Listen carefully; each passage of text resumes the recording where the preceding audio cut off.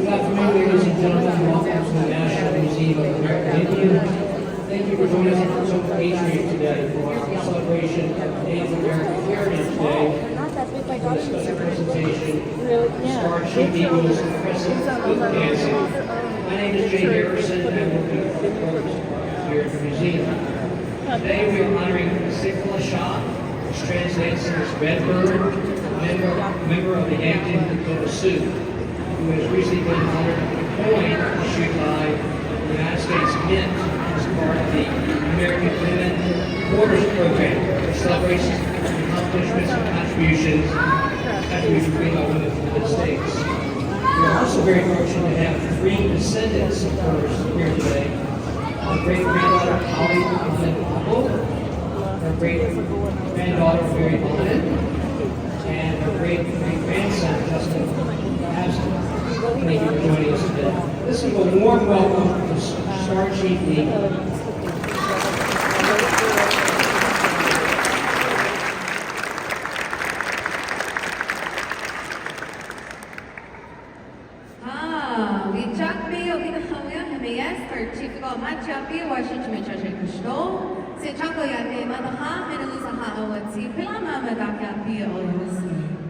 Alright, do you guys understand me okay out there? What about, are there any guesses as far as what language I just spoke? Any guesses out there? It was Lakota language. Can I have y'all say Lakota? It's important to keep in mind that there is not just one native language, but there are many, even that are still in existence today. The language that's spoken by my tribe is Lakota language. So one more time, can we say Lakota? Raise your hands if you've ever heard of the Lakota.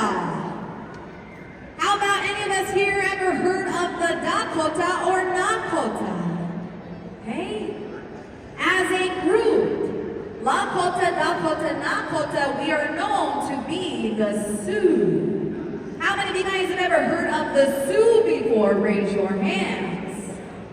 A lot of us here have heard of the Sioux. But I think it's important to acknowledge that there is a lot of incorrect information out there when it comes to indigenous peoples. And part of that incorrect information may come down to even the names of our native peoples and our tribes.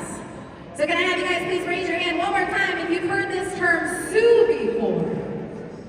Many of us here have heard the term Sioux, but how many of us here know this term Sioux is incorrect? It's actually not the traditional name of our people. Sioux was a word that was used to describe our people, and it may mean enemy or snake. What we traditionally called ourselves instead was the Ocheti Shakowi, meaning 7 council fires. So can I have you all say Ocheti? Shakowi. And again, that means 7 council fires, and it represents all of the Lakota, Dakota, and Nakota people as a group. One of the things that I do encourage you all in doing is your learning about Native peoples does not have to stop here. It can continue on with you. It's important for us to have these conversations, and it's important for us to ask questions about Native peoples, and it's important for us to ask Native peoples. Because for a long time now, it's been someone else telling our own story. I believe that one of the best ways to learn about Native peoples is talking to a Native person. Doesn't that make a lot of sense? Absolutely, and we certainly are still here today. There are over 570 federally recognized tribes in the United States still today. There are even more tribes than that because there are also unrecognized tribes and state-recognized tribes too. We are part of your communities. We are not just in one area, but we are scattered throughout the United States. Even still today, everywhere you go, there is a Native American presence. Native Americans actually also do live in populated areas. Most Native peoples do live in populated areas. and I am an example. I used to live in a little place called Rapid City, South Dakota. I also grew up on a Pine Ridge reservation, very rural area. I recently just moved, just a few months ago. How many of you guys have ever heard of a place called Chicago? Yeah. I didn't know this when I lived there, when I moved there, but Chicago is actually the third largest city in the United States. And it only makes sense that Chicago has the third largest population of Native Americans. So again, Natives are a part of our communities, and that includes the bigger cities.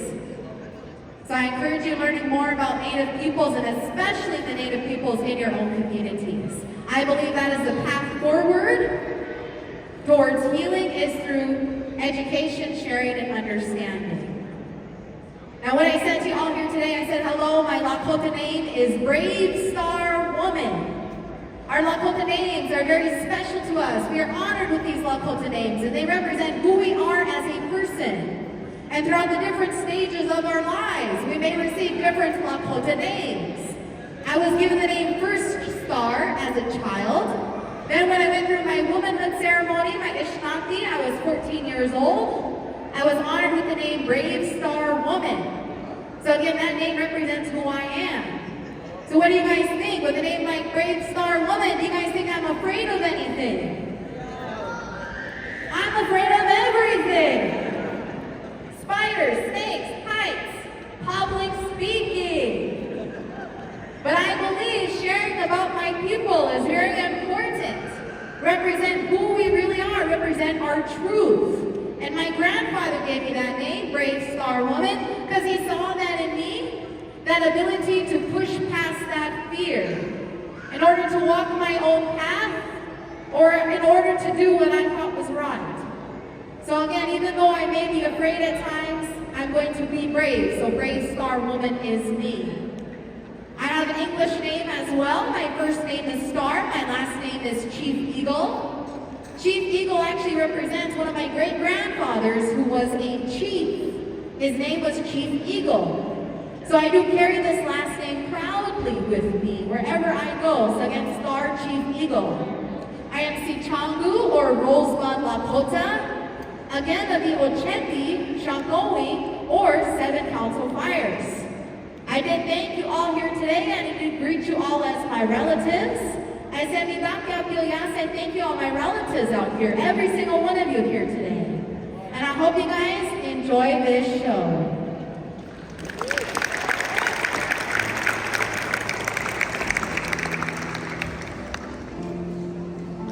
Now what I'd like to do here today is I'd like to share a little bit about hoop dancing with you all. Raise your hands if you've ever seen hoop dancing before. Those of you who have never seen hoop dancing before, I want to point out that these are not hula hoops. I will not be hula-ing today.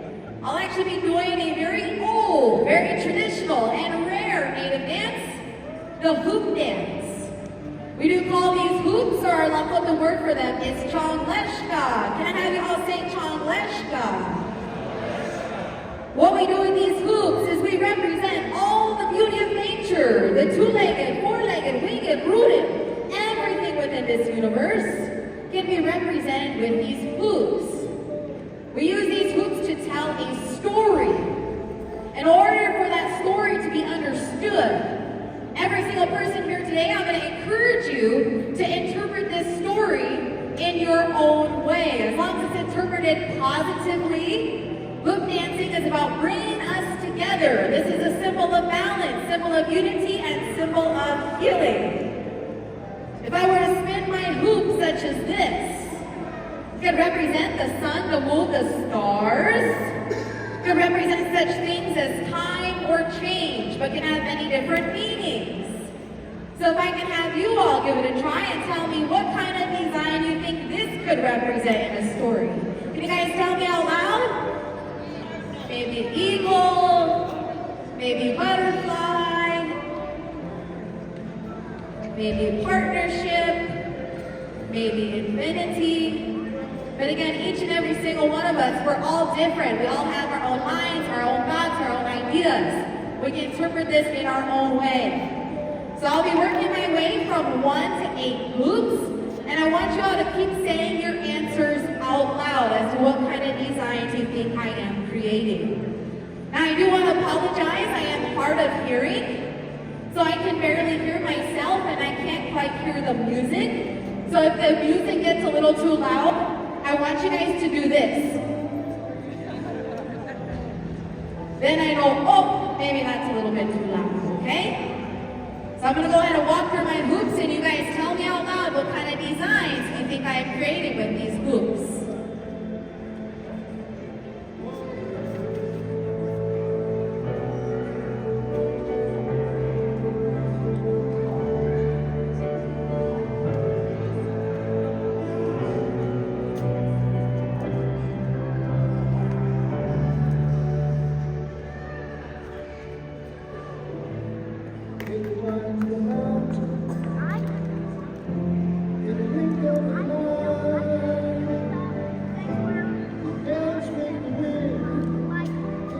I don't hear you guys. What kind of designs do you think I'm creating?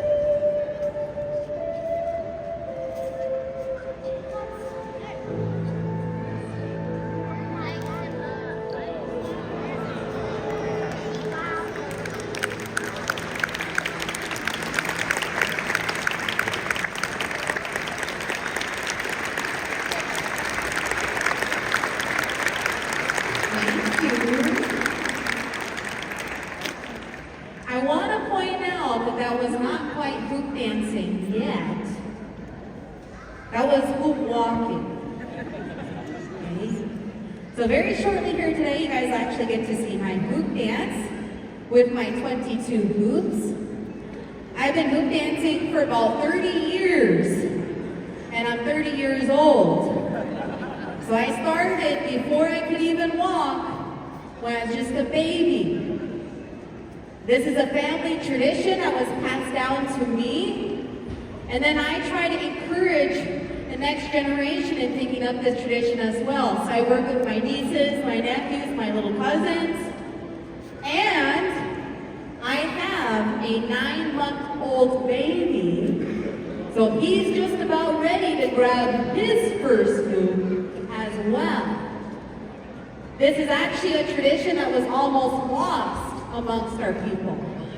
A lot of people don't know this, but with our Native American ceremonies, songs, dances, and practices, those are actually outlawed and banned in this country for almost 100 years. And they remained that way until just 50 years ago. So it's truly amazing that Native peoples and our culture is still here.